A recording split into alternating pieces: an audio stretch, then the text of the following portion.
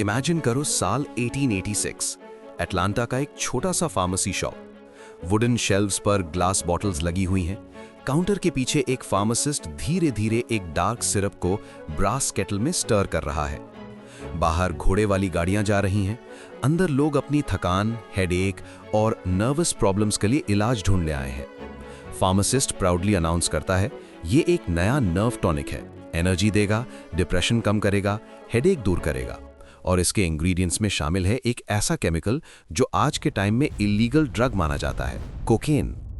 स्वागत है आपका ट्रू हिस्ट्री शो में। मैं हूं ईशान। हाँ, अर्ली कोका कोला में कोकेन था, लेकिन ये स्टोरी सिर्फ शॉक वैल्यू वाली हेडलाइन नहीं है। ये 19th सेंचुरी साइंस, मेडिसिन और सोसाइटी के माइंडसेट की कहानी है। अगर हम आज की स्टैंडर्ड्स से पास्ट को जज करेंगे तो सब कुछ स्कैंडल लगेगा, लेकिन अगर हम उस जमाने की रियलिटी को समझेंगे तो पिक्चर बिल्कुल अलग दिखेगी। 1800s के मिड में जब यूरोपियन केमिस्ट्स ने कोका लीफ से कोकेन आइसोलेट किया, तब इसे एक साइंटिफिक मिरेकल माना गया। कोका लीफ साउथ अमेरिका में सेंचुरी से यूज होती थी। एंडियन कम्युनिटीज इसे च्यू करके एल्टीट्यूड और फटीग से लड़ते थे। जब साइंटिस्ट्स ने प्योर कोकेन एक्सट्रैक्ट किया तो मेडिकल दुनिया एक्साइट हो गई। डॉक्टर्स ने इसे एनेस्थेटिक के रूप में यूज करना शुरू किया। सिगमंड फ्रॉइड ने कोकेन पर पॉजिटिव रिसर्च लिखी।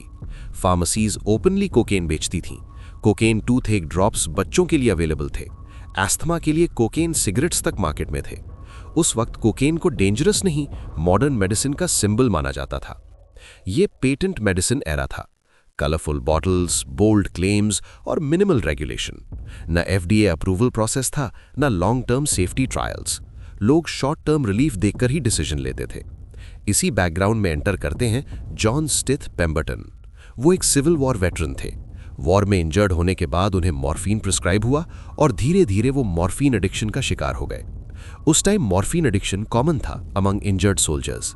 पेम्बरटन अल्टरनेटिव ढूंढ रहे थे, कुछ ऐसा जो पेन और डिप्रेशन को कम करे लेकिन मॉर्फिन जैसा डिस्ट्रक्टिव ना हो। उन्होंने कोका लीफ एक्सट्रैक्ट पर एक्सपेरिमेंट करना शुरू किया। यूरोप में एक पॉपुलर ड्रिंक था win Mariani, Coca infused wine. Pemberton ने इंस्पायर होके अपना वर्जन बनाया, पेम्बरटन्स फ्रेंच वाइन कोका। इसमें कोका लीफ एक्सट्रैक्ट, अल्कोहल और कोला नट एक्सट्रैक्ट था। कोला नट कैफीन का नेचुरल सोर्स था। ये ड्रिंक नर्व टॉनिक के रूप में मार्केट होती थी, हेडेक, फटीग और एंजाइटी के लिए। फिर 1886 में अटलांटा में टेम्परेंस लॉज आए। अल्कोहल सेल्स रिस्ट्रिक्ट हो गई। पेम्बरटन को फॉर्मूला चेंज करना पड़ा। उन्होंने अल्कोहल रिमूव किया और सिरप को कार्बोनेटेड वाटर के साथ मिक्स किया।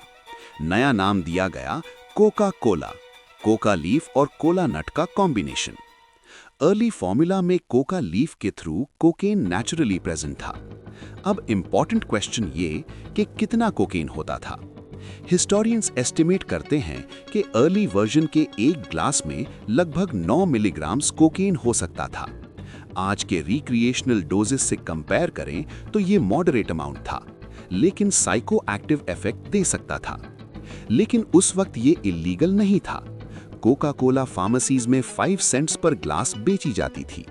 लोग इसे हेल्थ टॉनिक समझकर पीते थे। कोई इसे ड्रग लेस्ड सोडा नहीं बोलता था, क्योंकि कोकेन का इमेज अलग था। लेकिन 1890s के एंड तक रिपोर्ट्स आने लगी कोकेन एडिक्शन की।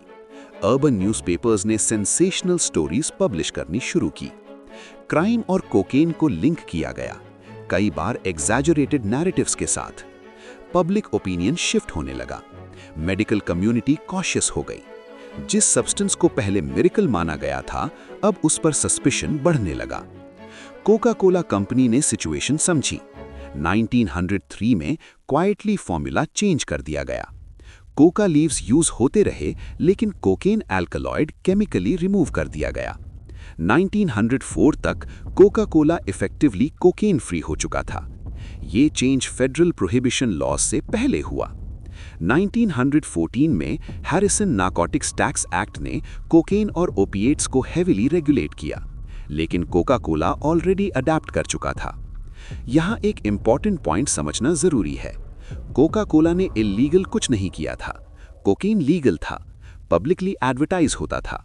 जब साइंटिफिक अंडरस्टैंडिंग और पब्लिक परसेप्शन चेंज हुई, फॉर्मूला भी चेंज हो गया। ये कंस्पिरेसी नहीं थी, ये एवोल्यूशन थी। आज कोका कोला में कोकेन नहीं है। कंपनी अब भी डीकोकेनाइज्ड कोका लीफ एक्सट्रैक्ट यूज करती है, स्ट्रिक्ट फेडरल रेगुलेशन के अंडर। एक authorised pharmaceutical company Coca leave से कोकेन एल्कलॉइड रिमूव करती है। सिर्फ फ्लेवरिंग कंपोनेंट बेवरेज में जाता है, साइकोएक्टिव एलिमेंट कंप्लीटली एलिमिनेट होता है। लोग इस स्टोरी को सुनकर शॉक क्यों होते हैं? क्योंकि हम प्रेजेंट स्टैंडर्ड्स को पास्ट पर अप्लाई करते हैं। आज कोकेन डेंजरस और इलीगल है, इसलिए पास्ट यूसेज अबसर्ड लगता है। लेकिन हिस्ट्री में और भी एग्जाम्पल्स हैं। हेरोइन वंस कफ सिरप के रूप में बेचा गया, रेडियम टूथपेस्ट में डाला गया, डॉक्टर्स ने सिगरेट्स रेकमेंड की। साइंस और रेगुलेशन टाइम के साथ इवॉल्व होते हैं। कोका कोला की ग्लोबल सक्सेस कोकेन पर डिपेंड नहीं थी। कोकेन रिमूव होने के बाद ही ब्रांड एक्सपैंड हुआ। Bottling innovation, aggressive marketing, iconic branding, ये सक्सेस के रियल ड्राइवर्स थे। Santa clause campaign, world war distribution strategy, global expansion, ये सब कोका कोला को एम्पायर बनाते हैं। ये कहानी कॉर्पोरेट विलेनी से ज़्यादा साइंटिफिक ट्रांजिशन की कहानी है। 19th सेंचुरी में बाउंड्रीज बिटवीन मेडिसिन और कंज्यूमर प्रोडक्ट्स ब्लर थीं। लोग एक्सपेरिमेंट कर रहे थे। कुछ डिस्कवरीज बेनिफिशियल रहीं, कुछ हार्मफुल निकलीं। जैसे जैसे एविडेंस एक्यूमुलेट हुआ, करेक्शंस आए। इस स्टोरी का डीपर लेसन ये है कि प्रोग्रेस स्ट्रेट लाइन में नहीं होता। सोसाइटी पहले एक्सपेरिमेंट करती है, फिर कॉन्सिक्वेंसेस समझती है, फिर रेगुलेशन डेवलप करती है। हाइंडसाइट में सब क्लियर लगता है, लेकिन उस वक्त नॉलेज लिमिटेड होती है। 1886 में कोका लीफ वाइटैलिटी का सिंबल थी। 1903 में कोकेन रिमूव हो गया। आज कोका कोला एक सॉफ्ट ड्रिंक है जिसे दुनिया भर में लोग कैजुअली एंजॉय करते हैं। हिस्ट्री के इस चैप्टर को समझना जरूरी है, क्योंकि ये हमें बताता है कि साइंटिफिक एंथुजियाज्म और कमर्शियल अपॉर्चुनिटी का कॉम्बिनेशन कभी-कभी अनएक्सपेक्टेड डायरेक्शन ले सकता है। ये भी समझना जरूरी है कि हर जनरेशन अपने टाइम की नॉलेज के हिसाब से ऑपरेट करती है। जो आज सेफ लग रहा है, शायद फ्यूचर में क्वेश्चनेबल हो। नॉलेज प्रोविजनल होती है। हर डेकेड नए एविडेंस के साथ बिलीफ्स अपडेट होते हैं। कोका कोला की कोकेन स्टोरी एक रिमाइंडर है कि ब्रांडिंग और मिथ रियलिटी से अलग हो सकते हैं। लोग सोचते हैं कि ब्रांड नारकोटिक की वजह से सक्सेसफुल हुआ, लेकिन सच ये है कि स्टिमुलेंट फेज शॉर्ट लिव्ड था। रियल ग्रोथ तब आई जब फॉर्मूला स्टेबल हुआ और मार्केटिंग जीनियस एक्टिवेट हुआ। अगर हम इस कहानी को बैलेंस के साथ देखें तो ये ना तो ग्लोरिफिकेशन है, न कॉन्डेमनेशन। ये हिस्टोरिकल कॉन्टेक्स्ट का एग्जाम्पल है। 19th सेंचुरी का मेडिकल कल्चर एक्सपेरिमेंटल था। लोग रिलीफ चाहते थे, फार्मासिस्ट्स इनोवेशन कर रहे थे, रेगुलेशन एब्सेंट थी और सोसाइटी लर्निंग फेज में थी। आज के पर्सपेक्टिव से ये शॉकिंग लग सकता है, लेकिन तब ये मेन स्ट्रीम था और जब एविडेंस ने डेंजर दिखाया, रिफॉर्म आया। इसी प्रोसेस को सिविलाइजेशन का एवोल्यूशन कहते हैं। इसलिए जब अगले बार कोई बोले कि कोका कोला में कभी कोकेन था, तो शॉक के साथ कॉन्टेक्स्ट भी याद रखो। ये एक अलग जमाने की कहानी है, एक ऐसा टाइम जब केमिस्ट्री ने दुनिया को फैसिनेट किया और बाउंड्रीज अभी डिफाइन नहीं हुई थी। हिस्ट्री फिज की तरह होती है, सरफेस पर स्वीट और सिंपल लगती है, लेकिन अंदर कॉम्प्लेक्स रिएक्शंस चल रहे होते हैं। कोका कोला की अर्ली रेसिपी उन रिएक्शंस का एक एग्जाम्पल थी। और शायद सबसे बड़ा लेसन ये है, सोसाइटी परफेक्ट नहीं होती, लेकिन अडेप्टेबल होती है। मिस्टेक्स होती हैं, करेक्शन आता है, नॉलेज ग्रो करता है।